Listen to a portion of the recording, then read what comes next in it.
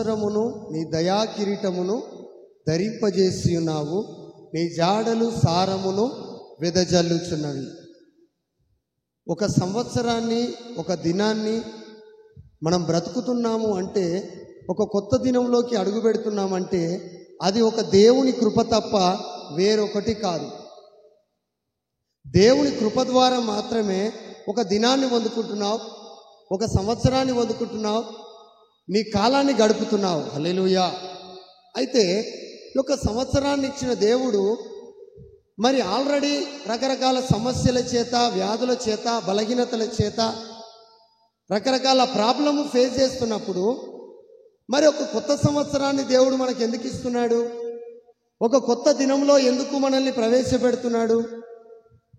ఒక కొత్త గంటలో మునుపన్నడు చూడని సమయంలో మరలా ఎందుకు నిన్ను అడుగుపెట్టిస్తున్నాడు? మరలా సమస్యలను ఫేస్ చేయడానికో, మరలా బలహీనతలను ఫేస్ చేయడానికో, మరలా ఆ కష్టాల కొలిమిలో నువ్వు కూరుకుపోవడానికి కాదు. కానీ దేవుని యొక్క ప్రత్యక్షత ఏంటో, దేవుడిచ్చే ఆశీర్వాదం ఏంటో, దేవుని యొక్క మహిమ కలిగిన సన్నిధి ఏంటో, దేవుని యొక్క అద్భుత కార్యాలు ఏంటో, దేవుని యొక్క ఆశ్చర్య కార్యాలు ఏంటో నీవు కన్నులారా చూసి దేవుని నామాన్ని ఘనపరచాలనే యొక్క ఉద్దేశముతోనే మరొక దినాన్ని, మరొక సంవత్సరాన్ని, మరొక దినమును నీకోసం దేవుడు అనుగ్రహిస్తున్నాడు. హల్లెలూయా. అంతేకాని వ్యర్థముగా నిన్ను పాడు చేయడానికి కాదు, నిన్ను అవమానపరచడానికి ఒక దినాన్ని ఇయ్యలేదు, నిన్ను గాయపరచడానికి ఇయ్యలేదు, నిన్ను బలహీనపరచడానికి నిన్ను బ్రతికియలేదు. నిన్ను బ్రతికించింది దేవుని ఆశీర్వాదం ఏంటో నీవు చూడాలి. హల్లెలూయా.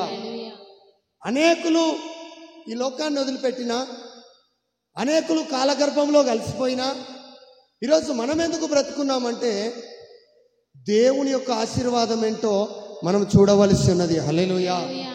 చదువుకుందాం ఆ మాట. 2వ రాజుల గ్రంథము 4వ అధ్యాయము 1 నుంచి ఒక వచనం చదవండి. అంతటా ప్రవక్తల శిష్యులలో ఒకని భార్య, నీ దాసుడైన నా పెనిమిటి చనిపోయెను, అతడు యెహోవా యందు భయభక్తుల గలవాడై ఉండెనని నీకు తెలిసే ఉన్నది. ప్రవక్తల శిష్యులలో ఒకని భార్య అంటే ఈ ప్రవక్తలలో కొందరు శిష్యులు ఉన్నారు, ఆ శిష్యులలో ఒక ఆయన భార్య. హల్లెలూయా. ఆ శిష్యులలో ఒక శిష్యుడు ఏమైపోయినాడంటే ప్రవక్తల దగ్గర పరిచర్యలో ఉన్న ఒక వ్యక్తి, ప్రవక్త కాడ పరిచర్యలో ఉన్న ఒక వ్యక్తి పరిచర్యలో ఉన్న తర్వాత కొద్ది రోజులకు ఆయన కాలగర్భంలో కలిసిపోయినాడు, చనిపోయినాడు. ఆయన చనిపోయిన తర్వాత ఆయనకి 2 కుమారులు ఉన్నారు, భార్య ఉన్నది. వాళ్ళ భార్య వచ్చేసి ఆయన బ్రతుకున్నప్పుడు ఏ అప్పులైతే చేసినాడో, ఆయన బ్రతుకున్నప్పుడు ఎక్కడెక్కడైతే రుణము తీసుకున్నాడో అదంతా కూడా ఈరోజు వాళ్ళ భార్య మీద పడుతున్నది, వాళ్ళ కుమారుల మీద పడుతున్నది. హల్లెలూయా. చాలా మంది అనుకుంటారు ఇలాంటి సందర్భము మనకు రావాల్సిన ఇన్కము, మన ఇంటిలోకి సమృద్ధి తెచ్చేవాడు, మనకు పనులు చెప్పేవాడు, మనకు రావాల్సిన రాబడి వచ్చే చోటు ఏదైనా ఆగిపోయినప్పుడు, దానికి ఏదైనా ఆటంకమైనప్పుడు చాలా వేదన పడుతూ ఉంటారు. చాలా వేదన కలిగిన పరిస్థితి ఎదురవుతుంది. ఎందుకంటే రావాల్సింది ఆగిపోయినది కనుక. అప్పుడు ఆ యొక్క వాళ్ళ భార్య ఏం చేస్తున్నదంటే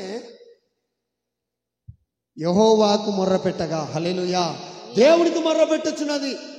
ఆ ఎలీషా అయిన ప్రవక్త దగ్గరికి వచ్చి మొర్రపెడుతున్నది. ప్రవక్త దగ్గరికి వచ్చి మొర్రపెట్టుతున్నప్పుడు దాసులను ఏం చేయాలనుకుంటున్నారట? వీళ్ళ పిల్లల్ని దాసులుగా పట్టుకొని పోవడానికి వచ్చినాడు. ఎవరు? అప్పుల వాళ్ళు.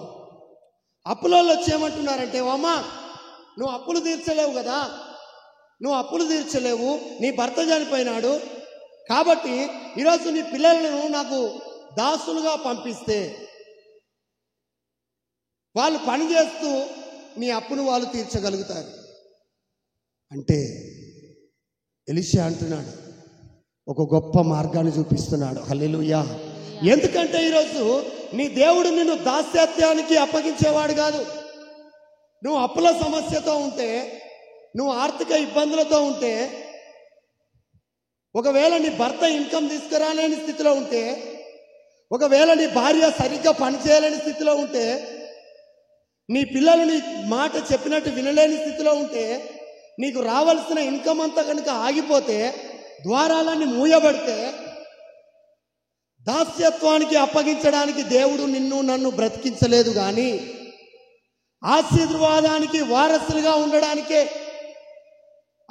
ఆశీర్వాదాన్ని పొందుకోవడానికి, సమృద్ధి అంటే ఏంటో మనం కనులారా చూడడం కోసము మాత్రమే దేవుడు మనల్ని బ్రతికించినాడు. హల్లెలూయా. నీ భర్త ఉంటే ఒకవేళ సమృద్ధి చూద్దువో లేదో, కానీ యేసయ్య ఉంటే మాత్రం చాలామంది అనుకుంటారు ఈ ఉద్యోగం ఉంటే నేను బాగా దీవించబడుతును కావచ్చు, ఆ వ్యాపారం ఇంకా నడిస్తే, ఇంకా రన్ అయితే, ఆగిపోయింది కానీ ఇంకా రన్ అయితే నేను బాగా దీవించబడుతును కావచ్చు అనుకుంటావు. వ్యాపారాలు ఉంటే, ఉద్యోగాలు ఉంటే దీవించబడవు. ఎందుకు అంటే అవి ఎప్పుడున్నా ఎక్స్పైర్ అయిపోయేటియే. యేసయ్య ఉంటే దీవించబడతావు.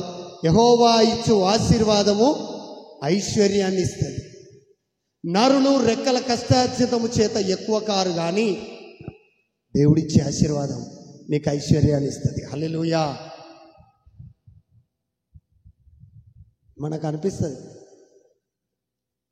అబ్బా నెలకు 1,00,000 రూపాయలు తెచ్చేటోడు మన ఇంట్లో సడన్గా వేరుపడ్డాడు అనుకో.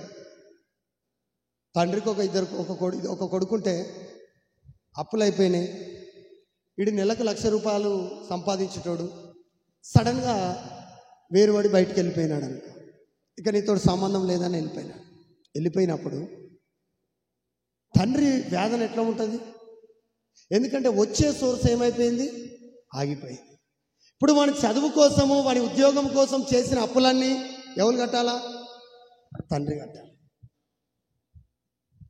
ఒకవేళ ఆ తండ్రి పొజిషన్లో నువ్వు ఉంటే, నువ్వు దేవునికి మొర్ర పెడితే ఈ కొడుకు పోవచ్చు, కానీ నిన్ను కన్న తండ్రి అయి ప్రభు అయిన యేసుక్రీస్తు ఆయన ఎప్పుడు పోయేటోడు కాదు. హల్లెలూయా. అందుకని ఆ స్త్రీ ఏం చేసిందంటే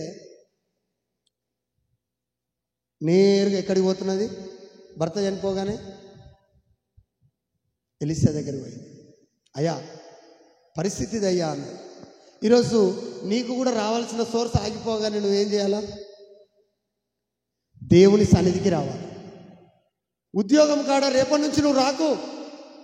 వ్యాపారం కాడ గిరాకీ లేదు, నువ్వు షాప్ ఉన్నదా నడుస్తలేదు, నువ్వు ఏదైనా వ్యాపారం చేస్తున్నావా అందులో గ్రోత్ రావట్లే, అది ఆగిపోయింది అనుకో. ఏం చేయాలా? నేరుగా వచ్చి నువ్వు దేవుని సన్నిధిలో మోకరించి నువ్వు దేవుణ్ణి అడిగితే నిశ్చయముగా నీకు మరొక ద్వారమును తెరిచి నిన్ను నీ కుటుంబాన్ని దేవుడు దీవించేవాడై ఉన్నాడు.